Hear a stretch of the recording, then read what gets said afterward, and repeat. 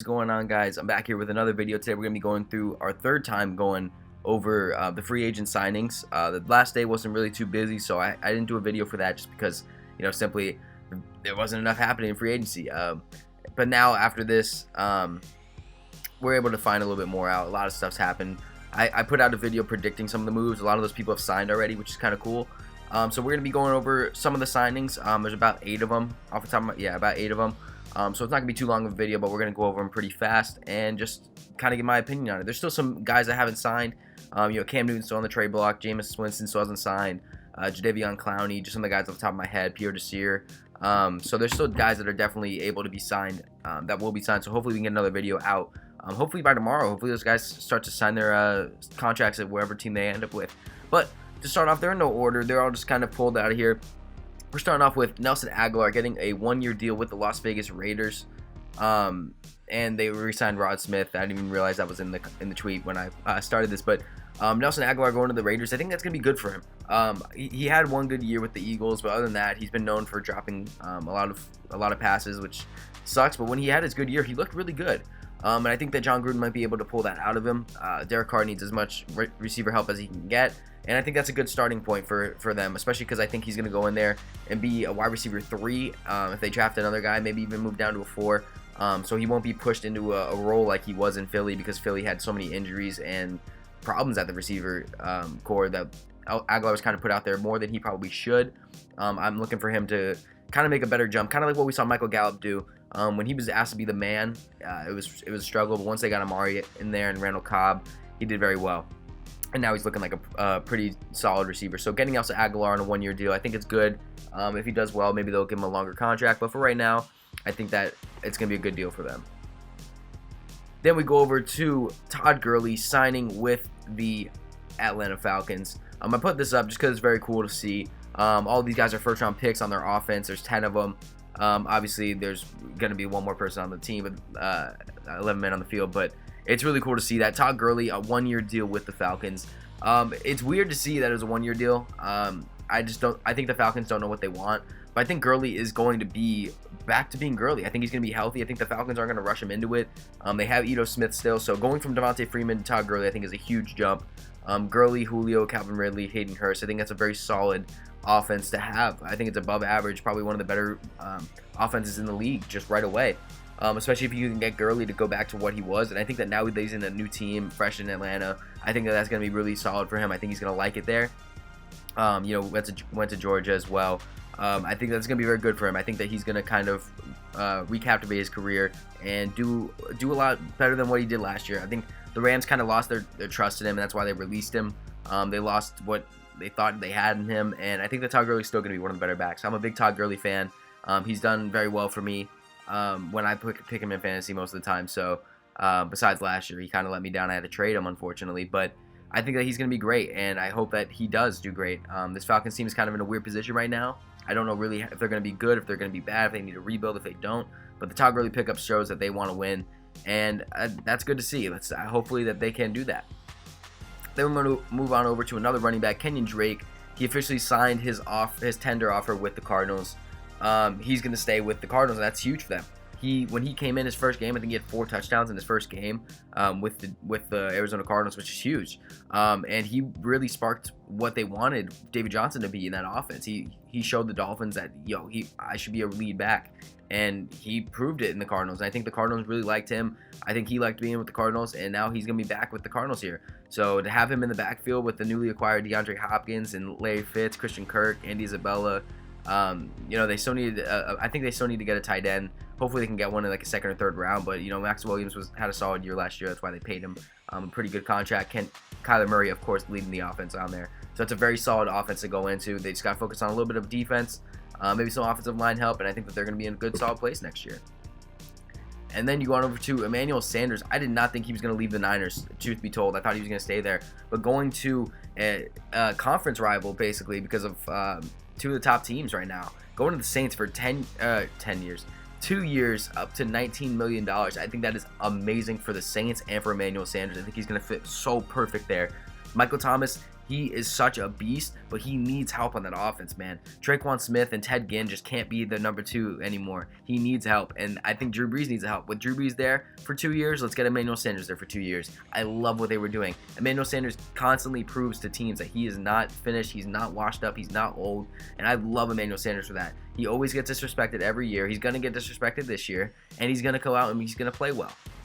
He did such a good job for the Niners. When he got to the Niners, he really provided that spark for them on offense, and they just started going off. And that's why I honestly think if they didn't have Emmanuel Sanders, I don't know if they would have made it all the way to the Super Bowl.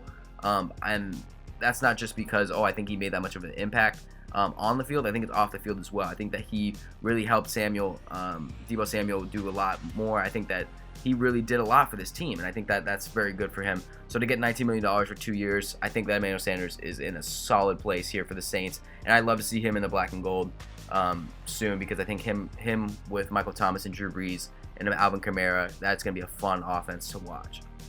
Then we go on over to another running back, Melvin Gordon. This is one that caught me by surprise. In my video, I put a bunch of teams I thought that Melvin Gordon should go to. I thought he should be a complimentary back. I think it should be a part of a 2 running back tandem, kind of like I compared it to the Aaron Jones and Jamal Williams tandem.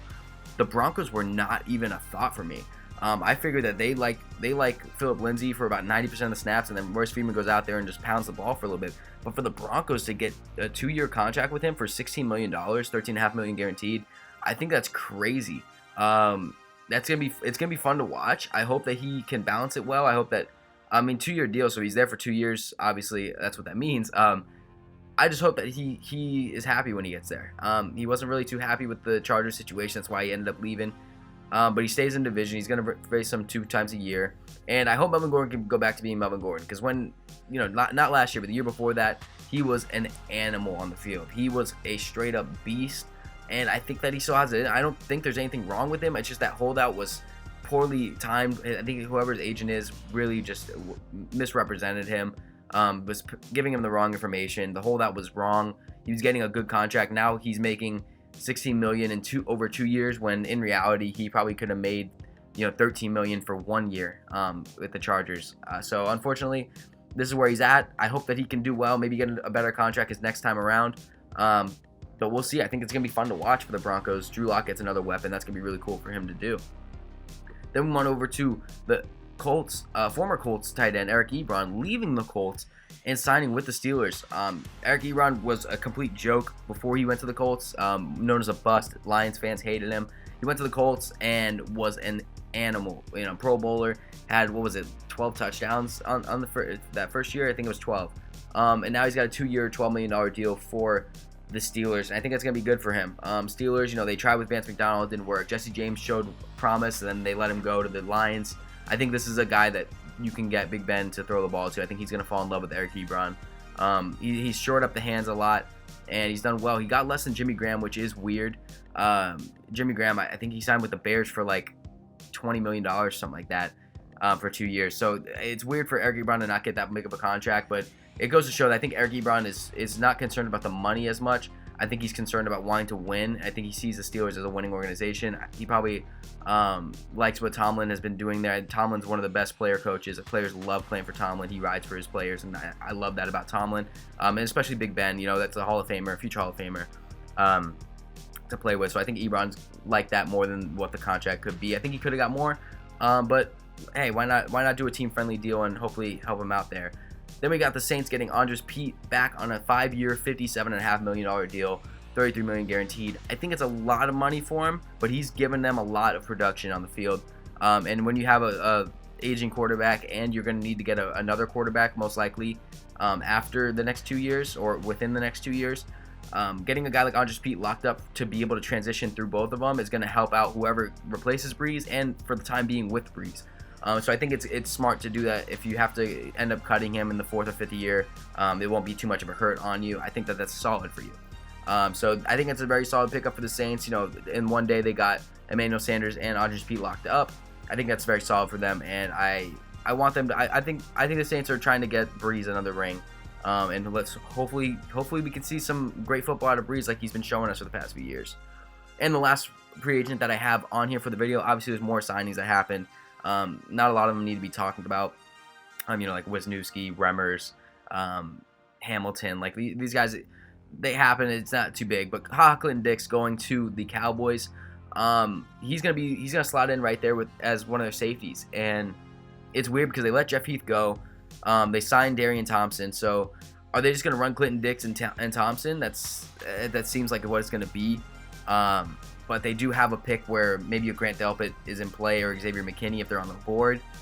Maybe you go with a different position. It kind of is weird with the draft board because now you don't know what Dallas is gonna do with their pick. Maybe they trade out. Maybe they trade farther in. There's a lot of things Dallas can do right now, but getting a guy like Clinton-Dix is big for them. It's a 1-year deal, I'm pretty sure. So it's pretty much just a trial and error kind of thing. They don't have much money, especially if they want to pay Dak. And right now it's looking like if Dak doesn't sign the tag, he's not getting another contract because I don't know what money they think they have because they really don't have that much money. But Dallas is spending it on free agency. And Clinton-Dix is going to be a Cowboy. So hopefully he can do a lot better than he did with the Bears. We thought he would be a lot better when he went to the Bears. And I personally, just from what I've seen from the Bears, I don't watch too many Bears games, but he didn't really seem like he was who he was in Green Bay. I thought he was going to be a bit better for the Bears, and he just wasn't. So hopefully he can revitalize his career in Dallas. A lot of players like going to Dallas because of the fan interaction and the love for the team, the emotions that are in it. So playing for the Cowboys is definitely a different thing. You bring your best game because the bright lights are always going to be on you. So hopefully he can rejuvenate his career, and hopefully you guys enjoyed the video. That's going to be it for the free agency recap. Of course, if you did, leave a like on the video as it does help me out a lot, and be sure to subscribe, turn on notifications if you do enjoy, as we're going to be following the free agency and the draft and the NFL offseason throughout the whole offseason. If you did like the video, of course, like I said, leave a like on the video. If you didn't, just refresh it, try it again, see if you like it the second time. And without further ado, that's going to be it for me, as I'll see you guys in the next video. Peace out.